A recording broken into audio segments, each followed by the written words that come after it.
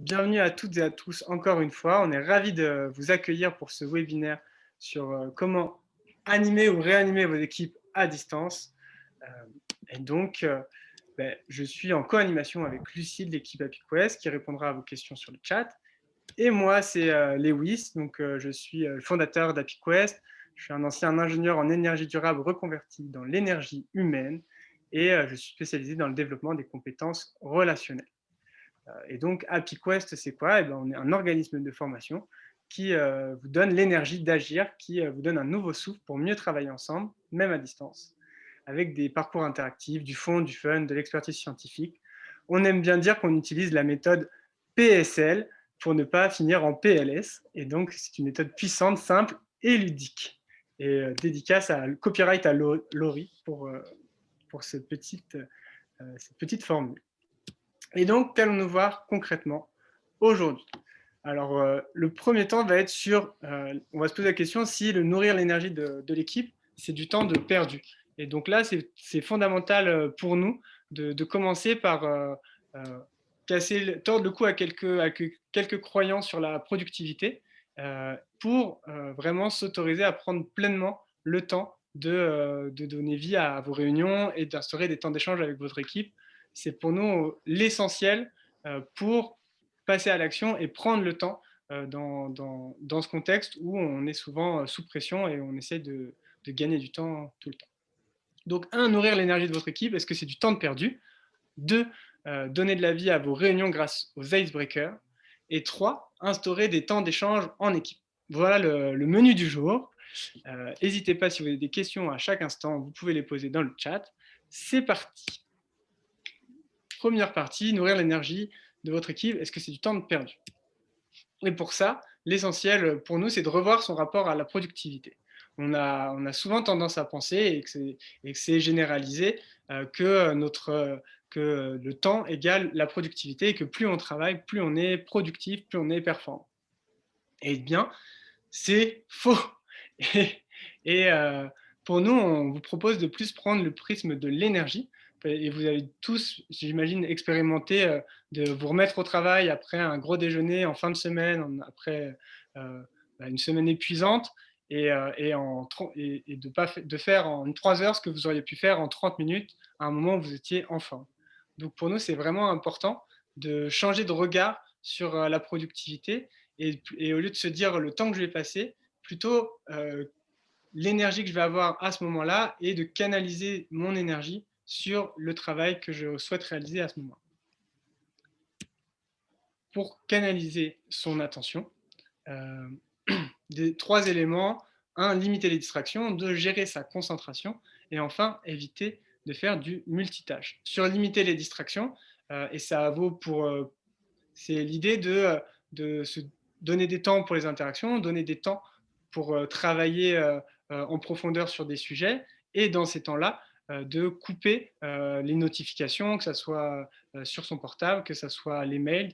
Et c'est aussi des pratiques que vous pouvez mettre en œuvre en équipe en disant à chaque fois qu'on rentre en réunion, on coupe son téléphone ou on ferme sa boîte mail pour éviter toutes ces distractions qui vont pomper notre énergie, notre attention et empêcher qu'on soit complètement sur le sujet.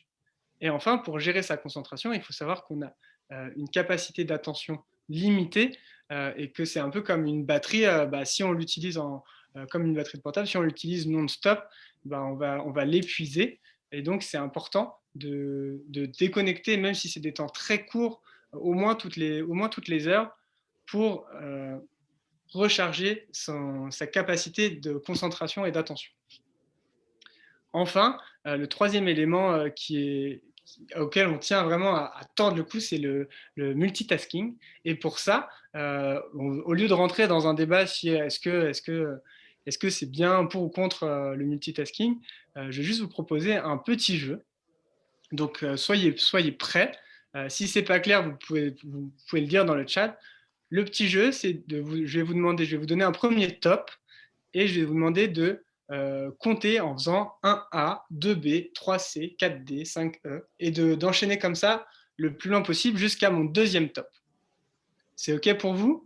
N'hésitez pas à mettre un petit OK dans le chat si c'est clair. OK, c'est clair. Super. Eh bien, alors c'est parti. Top.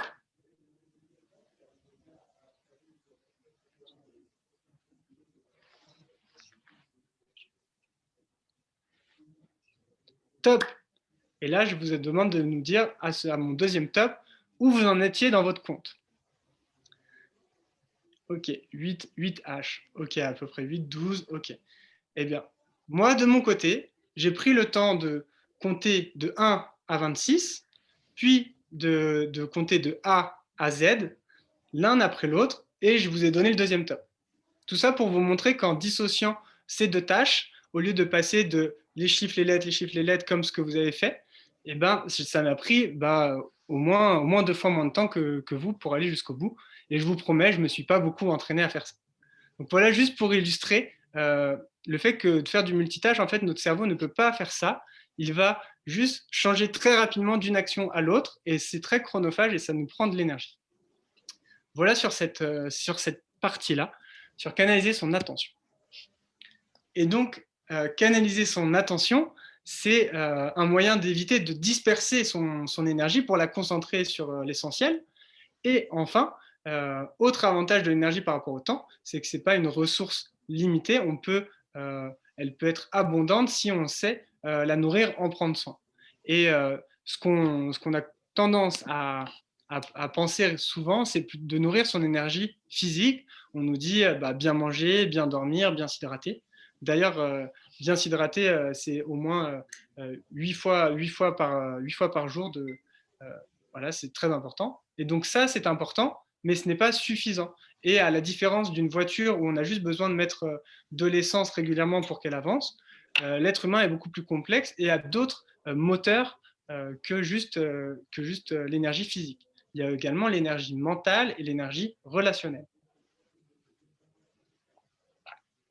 Pour l'énergie mentale, c'est tous nos besoins qui sont plus mentaux, que ça soit notre sentiment d'utilité, que ça soit notre sentiment d'être reconnu, d'avoir du sens à son travail, mais aussi tout ce qui est autour du développement de soi, d'utiliser ses capacités, de développer ses compétences, d'apprendre.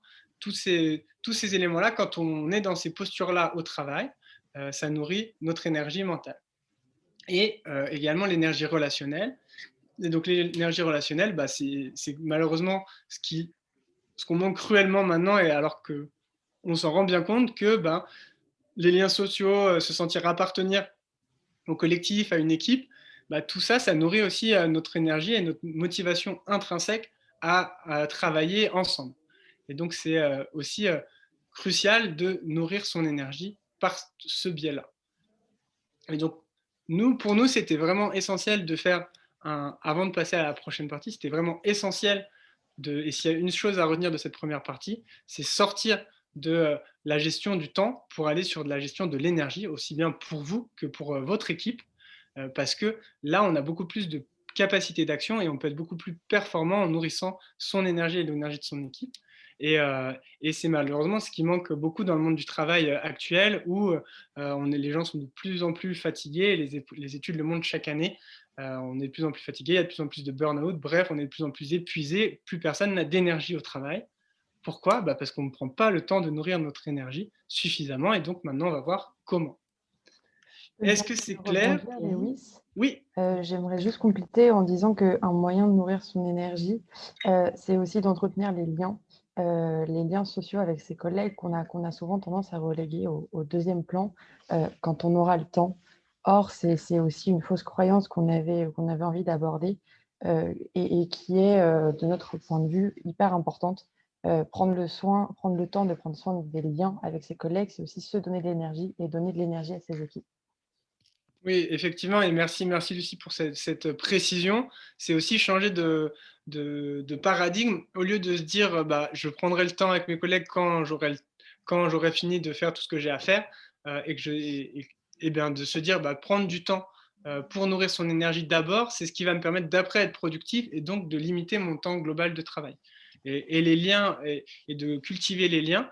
Il y a certaines croyances, et on vous a posé la question en amont du webinaire si pour vous c'était important ou secondaire ou chronophage de prendre des temps informels, eh ben, sortez de cette croyance que les temps informels, vu qu'ils ne sont pas directement productifs, sont des temps inutiles. C'est vraiment des temps formellement importants pour nourrir la vie d'équipe et justement atteindre une performance collective ensemble. Est-ce que c'est clair jusque-là? Je n'ai pas vu de questions pour le moment. Donc si c'est bien clair, je propose de passer à la suite. Comment donner ou redonner de la vie à vos réunions, et notamment avec des icebreakers, ce qu'on appelle des mises en énergie, très courtes en début de réunion. Pour ça, prendre la température. Prendre la température, c'est tout d'abord commencer par un temps d'inclusion. On a vu aussi dans vos réponses que certains d'entre vous, managers, faisaient ça déjà régulièrement lors de vos réunions, et félicitations, mais on encourage tout le monde à prendre ces temps-là. L'idée d'un temps d'inclusion, c'est un temps où chacun va pouvoir partager et va être écouté sans être interrompu, pour que tout le monde se sente inclus dans la réunion. Et donc, ça nourrit le sentiment d'appartenance, ça nourrit l'énergie relationnelle. Et donc, voilà, un temps d'inclusion. Et on va vous en proposer plusieurs. Et vous, en tant que manager, quelque chose qui est primordial pendant le temps d'inclusion et aussi tout le reste de la réunion, c'est vraiment cette posture d'écoute et de vous l'incarner en étant à l'écoute de tous vos collaborateurs, collaboratrices, et en même temps de garantir et de protéger la parole. On connaît tous, en tout cas moi j'ai souvent eu des collègues qui étaient plutôt introvertis et qui n'étaient pas forcément à l'aise pour prendre la parole, et d'autres qui étaient plutôt extravertis et qui prenaient de la place et qui pouvaient parler pendant des heures et échanger de sujets, etc., etc. Et donc c'est à écouper la parole, et c'est à vous de garantir, de protéger la parole, d'éviter que tout le monde puisse être entendu et soit confiant et en sécurité pour parler et s'exprimer pleinement. Donc, écouter, encourager et protéger la parole. Et pour ça, une pratique d'un icebreaker qui est très répandu, mais aussi parce qu'il est très très efficace et très puissant, c'est l'icebreaker de la météo intérieure. L'idée, c'est qu'en 30 secondes, chacun son tour il peut, en utilisant l'image de la météo, exprimer son humeur du jour. Et par exemple, si je le fais là, moi, par exemple, aujourd'hui, c'est plutôt le grand soleil avec un beau ciel bleu, parce que j'ai pu prendre du temps pour répéter ce webinaire au soleil dans un jardin, et j'ai rigolé avec Lucie, et du coup, aujourd'hui, je suis vraiment très heureux d'être avec vous et pour transmettre quelques astuces autour d'animer ces équipes. Voilà un exemple de météo intérieure. Lucie, tu avais un autre icebreaker qui te plaisait pas mal? Alors, un autre icebreaker que j'aime bien et qui permet aussi de cerner les attentes de ses collaborateurs en début de réunion, c'est de partager son intention. Avec quoi, en un mot, avec quoi est-ce que chacun a envie de repartir? Est-ce que c'est les prochaines étapes? Est-ce que c'est d'y voir plus clair? Est-ce que voilà, c'est d'avoir un plan d'action? C'est aussi une bonne façon de savoir ce que chacun attend de la réunion.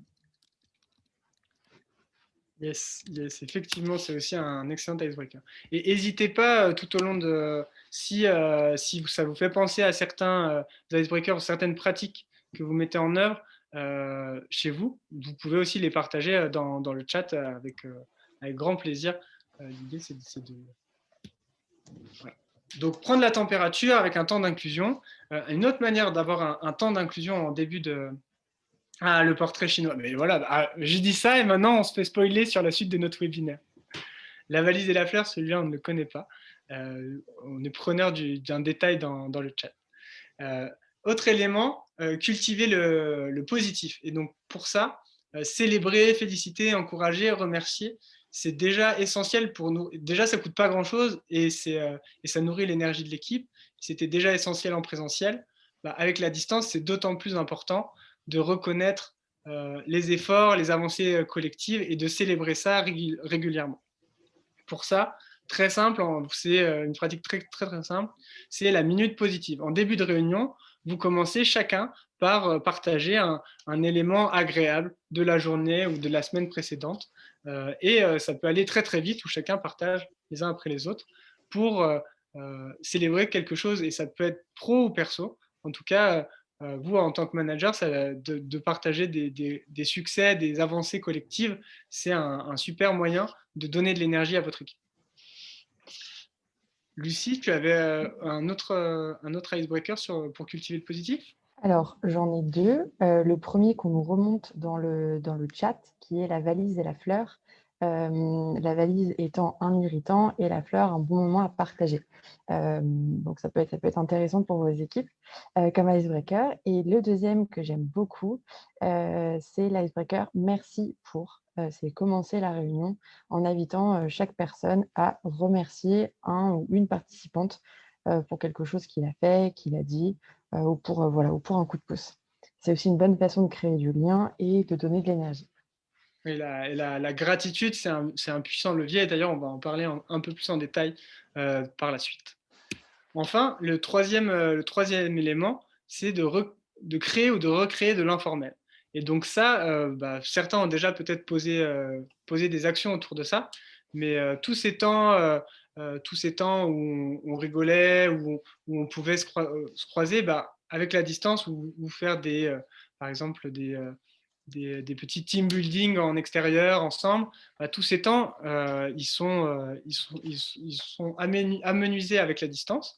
Et donc, l'invitation, c'est vraiment de vous impulser de nouveaux temps informels. Et ça peut être pour mieux se connaître, pour se divertir ou pour partager sur des sujets en particulier. Autour de partager, ça peut être, et nous, ce qu'on fait souvent dans l'équipe, c'est partager sur, ah bah tiens, il y avait tel événement ou telle, opportunité où je suis allé je suis allé à un concert en plein air, en extérieur avec quelques personnes, ou ah bah j'ai découvert tel film ou telle série, donc partager des choses autour de ça. Ça donne Et envie donc d'ailleurs. ouais, Lucie. J'allais rebondir en parlant de découverte. On a aussi testé le fait d'arriver en réunion avec des fonds d'écran originaux, et ou des fonds d'écran de pays qu'on avait envie de visiter. Voilà, c'était aussi une façon de voyager tout en restant à son bureau. Oui, quelquefois, certains d'entre nous, c'est prévu ou pas, arrivent déguisés aussi. Et ouais, c'est des choses qui nous font qui sont assez sympas et qui prennent au final très peu de temps. Et c'est ces petits riens qui font qu'on prend plaisir à travailler ensemble. L'invitation, et il y a voilà, les portraits chinois, comme ça a été aussi partagé dans le chat, les 3 kiffs par jour, c'est aussi plein d'éléments où partager simplement, une personne va partager sa passion pendant 2 minutes et chaque semaine ça tourne. Il y a énormément de possibilités et on vous en partagera euh, nos favorites en mail post-webinaire. Voilà sur cette deuxième partie. On fait aussi tous les vendredis matins au point équipe thème avec un déguisement. Oui, avec nous, c'est aussi une pratique, Julie, que nous pratiquons le vendredi et c'est plutôt le midi et c'est optionnel. Nous faisons un point fun où on parle de tout sauf du travail. C'est d'ailleurs des fois déjà un challenge. Et je suis régulièrement dans des lieux insolites pour ce challenge. Dans le jacuzzi de temps en temps pour ne pas le citer. Donc voilà, on fait aussi des choses assez. On profite de la distance pour vivre nos moments d'équipe différents. Est-ce que c'est clair jusque-là? Et je vois une question. Alors, sur question de Thierry, et je peux la prendre, maintenant. Est-ce qu'on a déjà eu à gérer des situations où les participants sont agacés par ce genre d'exercice? Ça, c'est une excellente question et quelque chose qui est fondamental autour de ça. Donc, moi, ça m'est déjà arrivé, mais dans des ateliers au sein de l'équipe Happy Quest, ça ne nous arrive pas. Et pour moi, ça ne nous arrive pas parce que c'est pas quelque chose qui va être imposé et en disant moi je suis manager, tel jour à telle heure on va faire ce truc fun et vous n'avez pas voix au chapitre. C'est plutôt quelque chose qui est co-construit. Et donc c'est en posant l'intention pour vivre des moments sympas ensemble et garder du lien, entretenir ce lien, entretenir notre énergie, notre motivation à travailler tous ensemble. Je vous propose qu'on trouve des petits jeux, des petites choses qui vont nous énergiser ensemble. Et c'est ça qui est clé, c'est que ça soit quelque chose que vos collaborateurs s'approprient et qui soit force de proposition pour que ça soit, pour avoir l'adhésion de tous. Et bien sûr, comme et c'est particulièrement important pour la météo intérieure, si ça convient à la majorité de l'équipe, mais pas à tout le monde, eh bien, c'est aussi autoriser chacun à être authentique et accepter que de certaines personnes ne jouent pas le jeu. C'est aussi c'est OK. Et justement, là, vraiment, en l'occurrence, euh, c'est important de proposer et de jamais imposer ce genre de temps parce que c'est le meilleur moyen de vraiment désengager encore plus des personnes qui sont mal à l'aise autour de ça. J'espère que Oui, ça répond à ta question. euh, Ça répond à ta question, Thierry. Et si ce n'est pas le cas, on reprendra dans les questions-réponses. Troisième partie, instaurer des temps d'échange. Et là, quelque chose d'essentiel, c'est de cultiver les feedbacks. Justement, où on pouvait se faire des retours sur un travail ou en réunion, se faire un clin d'œil pour waouh, super boulot, etc. Avec la distance, c'est plus compliqué. Et donc, de créer des temps de ritualiser dans le quotidien pour cultiver des feedbacks, c'est essentiel. Et là, pour une stat assez frappante, c'est que 81% des collaborateurs se disent plus motivés lorsqu'ils reçoivent des feedbacks de leur manager. Donc plus motivés, donc plus d'énergie à travailler ensemble. Et donc c'est vraiment un levier de motivation. Ça permet aussi de libérer la parole et de progresser. Et donc pour ça, et vous en tant que manager, vous avez la responsabilité d'essayer de prendre la température que tout le monde va bien dans l'équipe.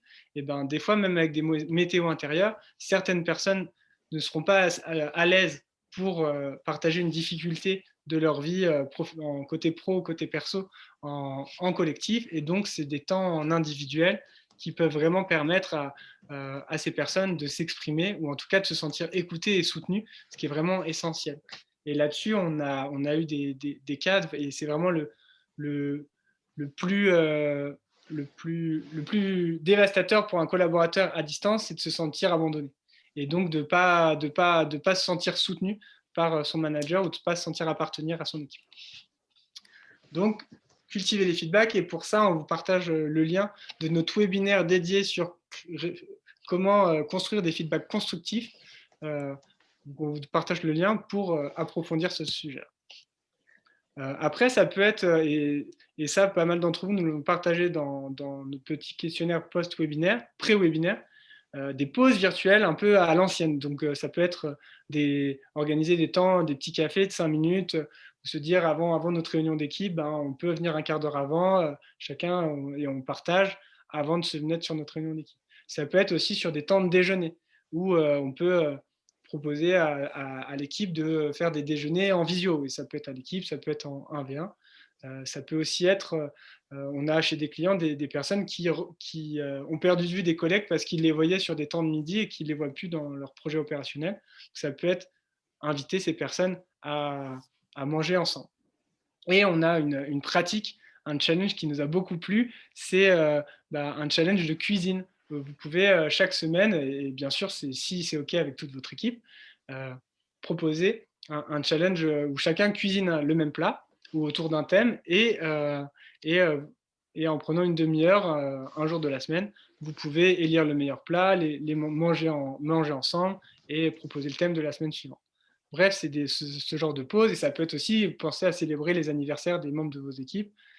Potentiellement, organisez-vous pour que chacun ait un bout de gâteau. Et voilà, c'est des choses très concrètes pour revivre cette ambiance de on travaille ensemble, cette ambiance du bureau. C'est d'ailleurs ce que certains font et ce que certains nous ont remonté dans les questionnaires qu'on a envoyés en amont du webinaire. Et c'est ces petits moments qu'on appelle des petits riens, entre guillemets, qui forgent vraiment les liens dans l'équipe. Donc, n'hésitez pas à avoir une petite intention, notamment pour les anniversaires, même si c'est simplement un message écrit, ça fera déjà très plaisir aux personnes concernées. Oui, et vraiment, c'est des petits. L'intention, c'est que sur une réunion d'une heure, c'est de prendre 5 minutes. Et donc, pour beaucoup, on va se dire, c'est 5 minutes de perdu, mais en fait, vous pourrez découvrir, et ça, ne croyez pas sur parole, testez-le. Vous pouvez découvrir à quel point les réunions sont après plus efficaces en prenant le temps de justement s'inclure et de partager un moment sympa où on se connecte les uns aux autres avant d'aller sur les points opérationnels. Prendre le temps d'être ensemble avant de faire ensemble. Enfin, un dernier point, sur quelques activités originales, ça peut être des challenges. J'en ai vu aussi passer dans le chat où c'est Chloé qui partageait quelques icebreakers, des challenges autour des battles, des visios sur les passions. Et par exemple, Laurie dans notre équipe qui s'occupe de toute notre communication inspirante est aussi sophrologue à côté et ça lui arrive d'animer une heure d'initiation à la sophrologie à distance pour des équipes en mode team building. Voilà quelques idées d'activités originales. Évidemment, il y en a plein. Et là-dessus, faites confiance à votre créativité et surtout sollicitez vos équipes pour, pour co-construire ces temps ensemble pour que vraiment il y ait une adhésion collective et que ça soit pas imposé par le manager parce que évidemment c'est pas du tout de la même perception comme ça. Ok, nous arrivons à la fin du temps réglementaire et nous souhaitions pour conclure vous partager cette citation d'un grand philosophe français, Aimé Jacquet, qui a donc l'entraîneur de l'équipe de France de la Coupe du Monde 98, pour ceux qui ne le connaissent pas, qui a dit: le travail individuel permet de gagner un match, mais c'est l'esprit d'équipe et l'intelligence collective qui permettent de gagner la Coupe du Monde. Voilà, alors pour aller plus loin, on est prêt à prendre quelques minutes pour répondre à vos questions. Si vous avez posé une question, mais que vous n'avez pas forcément le temps de rester, vous aurez accès aussi au replay pour avoir toutes les réponses. Et sachez que nous offrons encore une fois 20 minutes d'accompagnement sur vos enjeux. Donc, trois créneaux de 20 minutes d'accompagnement offerts sur vos enjeux. Premier arrivé, premier servi. C'était, je ne sais pas si certains... C'était à chaque fois, en tout cas, les 3 derniers étaient très enrichissants pour moi et pour les personnes en face. Donc, n'hésitez pas à nous rejoindre. Lucie partage le lien pour nous rejoindre, pour prendre ces 20 minutes d'accompagnement offerts pour les 3 premiers d'entre vous. Ok, est-ce qu'il y a des questions qui sont ressorties, Lucie? Alors, on a une question de Nathalie qui demandait une idée d'icebreaker pour des réunions avec une assistance nombreuse, notamment 15 personnes. Alors, pour ça, ce que nous, on adore, alors il y en a, c'est chacun allume sa caméra et de partager comment ça va. Avec visuellement. Et ça peut être chacun, si ça va pas, vous faites ça, si ça va moyen, vous faites ça, si ça va bien, vous faites ça, si ça va très bien, vous faites ça. Et donc ça fait un peu danser chacun derrière sa caméra. Et pour une grande assemblée, ça permet à tout le monde d'avoir très rapidement un aperçu du niveau d'énergie collectif en très grande assemblée. Donc ça, c'est un exemple. Si c'est une moyenne assemblée, vous pouvez dire à chacun de partager un mot et un geste. Par exemple, moi, aujourd'hui, je suis enthousiaste, ou aujourd'hui, je suis ouvert, ou aujourd'hui, je suis fatigué. Et ça, c'est une manière de faire une météo intérieure de manière très rapide, sans le chat, et en allumant les caméras, même en assistance très nombreuse pour juste quelques secondes, ça donne déjà ce temps d'inclusion où chacun se voit et se sent appartenir, et on n'est pas derrière son écran avec plein d'écrans noirs en face de nous. Je pense qu'on peut aussi préciser que potentiellement utiliser les fonds d'écran de visio, alors ça suppose d'allumer sa caméra, mais justement ça permet de voir les visages et de se retrouver, de mettre en fond d'écran une affiche de film qu'on adore, de mettre en fond d'écran une photo d'un pays qu'on a envie de découvrir. Et alors, il n'y aura pas forcément d'échange parce qu'évidemment quand on est 15 c'est compliqué. Pour autant, il y aura une super énergie pour commencer la réunion. Super, j'espère que ça répond à ta question. Nathalie, c'est ça? Tout à fait. Ok, et je crois avoir vu une autre...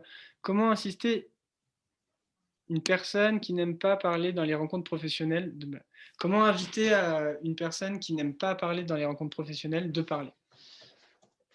Eh bien, pour ça, déjà vraiment de respecter si c'est cette difficulté pour la personne, et peut-être déjà en aparté, en 1v1, entre guillemets, d'essayer de comprendre pourquoi il y a ces difficultés-là, et de vraiment prendre le temps d'être à l'écoute et d'être en empathie avec avec ça, une ressource qui peut peut-être t'aider, Fabrice, pour aller plus loin sur ce sujet, parce que ça peut prendre du temps. On a un replay de webinaire sur comment apaiser les tensions. Et donc, là, en l'occurrence, c'est une tension de cette personne par rapport à cette situation-là. Et donc, des clés de communication bienveillante, inspirées de la communication non violente, pour essayer de comprendre certains comportements sans de manière plus profonde. Et après, du coup, si c'est dans des rencontres professionnelles où c'est toi qui animes la réunion, de vraiment garantir un temps d'inclusion, ou de proposer un temps d'inclusion dans ces rencontres, où chacun peut même juste dire bonjour, un mot, ou quoi que ce soit, de offrir un espace à cette personne pour s'exprimer, en acceptant qu'elle ne le prenne pas forcément. C'est les premiers petits pas pour qu'une personne qui ne soit pas à l'aise monte en confiance. Et donc, c'est vraiment de ne pas lui mettre la pression, et juste de dire, chacun peut s'exprimer, et est libre aussi de ne pas s'exprimer sur une météo intérieure, par exemple. Et en tout cas, c'est des premiers pas pour qu'après, la personne puisse oser et ne se sente pas obligée. J'espère que ça répond à ta question, Fabrice. Lucie, est-ce que tu as vu d'autres questions? Alors, j'ai vu une dernière question sur les outils de visioconférence que l'on privilégie. Ok, là-dessus, nous, on utilise Zoom dans l'équipe d'AppyQuest. Après, beaucoup de nos clients utilisent Teams. Moi, j'ai pas de favoris. L'idée, c'est de réussir juste à qu'il y ait une prise en main, où tout le monde se sente à l'aise après avec l'outil. Tous ces outils fonctionnent bien. Après, ça dépend des besoins. Teams, c'est beaucoup aussi dans les grands groupes. Zoom, c'est des plus petites structures souvent qui l'utilisent. Voilà, j'ai pas plus d'avis que ça. JM, donc je présuppose Jean-Marie, je ne sais pas. Ok, j'ai beaucoup de. Merci à toutes et à tous. Je ne sais pas s'il y a encore d'autres questions. Je passe un petit bonjour à Kevin, un ancien collègue de l'époque où j'étais encore ingénieur en énergie. Euh, et tac, tac, tac. Ah oui, il y a Discord également pour les temps informels où il y a beaucoup de vocales, c'est aussi utile. Je ne vois plus de questions. Lucie, est-ce que tu as vu d'autres questions? Je ne vois pas d'autres questions non plus. J'en profite simplement pour vous remercier pour tous vos retours enthousiastes. Ça me donne beaucoup d'énergie. Eh bien, je me joins à toi, Lucie. Merci à toutes et à tous de votre participation, et ravi d'avoir passé ce temps avec vous. Et une dernière invitation pour ceux qui sont encore avec nous, d'y aller par petits pas. On vous a partagé beaucoup de choses aujourd'hui, et vraiment, l'invitation, c'est de faire un premier pas cette semaine pour animer vos réunions, et de faire petit pas après l'autre. C'est le meilleur moyen d'aller loin, plutôt que d'essayer d'être ambitieux et de s'essouffler. Merci à toutes et à tous. Belle fin de journée, et à très bientôt.